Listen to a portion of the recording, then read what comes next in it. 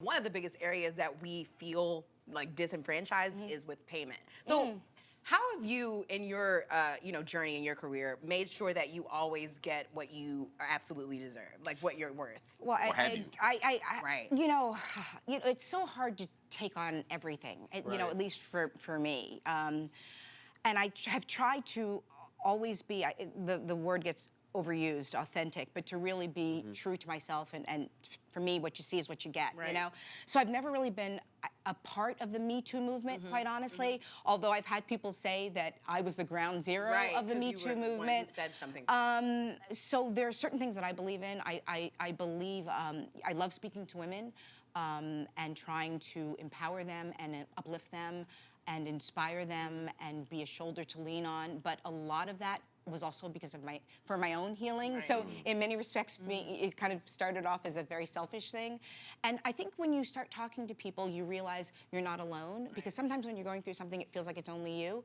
So when you talk to somebody and you realize they're actually telling you the same story, what's happened to you has happened to them, and then it's happened to a bunch of people, and you're not alone. Right. And for me, when I started talking to people or realized that maybe my voice could help somebody, it kind of gave purpose to what happened, because I think sometimes you can be in a situation, you're like, what the heck is, why the heck is this happening to me? And you're holding on.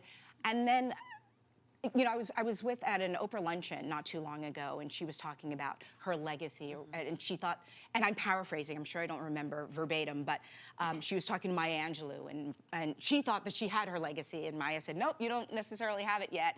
But she said, yes, I do. And Maya explained to her that maybe her legacy, and I was so moved by this, would just be each and every time she uplifts someone. Yeah. And that really stuck with me, because I almost feel, if I can borrow her legacy, that the thing that my purpose thus far in my life will be every time I can speak to someone. My agent always says, stop, keep it moving. But if just somebody talking to me or my sharing my story can help you through your difficult time, it lessens my load, and I'm thinking, okay, then it was all for that. Is that hard in a business where you're separated? So, for example, women are notoriously underpaid in Hollywood, and black women are extremely underpaid. Yes.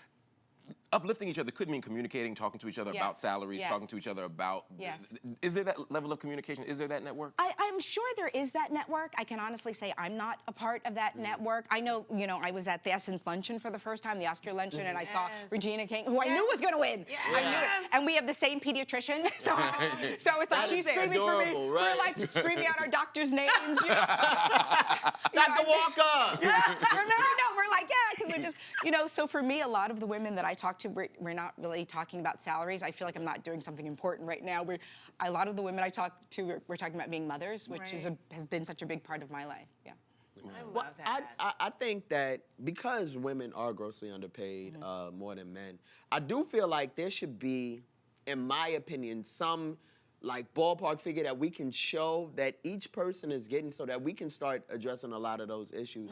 Because I feel like, if we are on the same bill, and maybe even a leading woman, y'all should be getting paid way more. No, hands down, and don't misunderstand me. Of course, we should be paid, equal pay. And now I want to be instrumental in getting that done. And part of how they do it is we've created these social rules, like don't tell people how much you make. Which is something companies do. So that, and they normalize it, so you think it's like taboo to do, or almost gauche to do, but they do that so that people... And then they can hide behind it. Exactly. Then you can get fired for telling us about how much you make, when in fact, the best way to keep each other together, and why we have unions, is for that very reason. Some people on social are talking about that right now. Let's check in and see what they say, because we asked the question earlier, should you tell your coworkers your salary?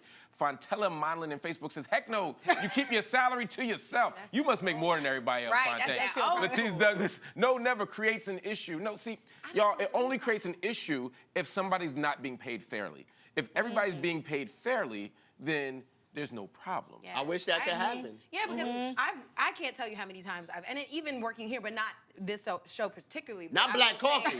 Not black coffee, but like I'm always paired with men, obviously. They need a woman's voice, they need a man's voice. And I can't tell you how many times I've been like, how much are you getting paid for the same work? And it's literally either double or at least at least Yeah. 5% Wow. more. Wow. And so I always Yeah. think like, okay, it would be different if we weren't doing the exact same job. Right, But right. then I look at the higher ups and I'm looking at who's in those meetings. And it's not that I take it personally, but I just want to challenge the people who do make the decisions to act like you remember being in the 20s. Because a lot of people think because we're 20 and something that we don't have bills. Right. I live in New York.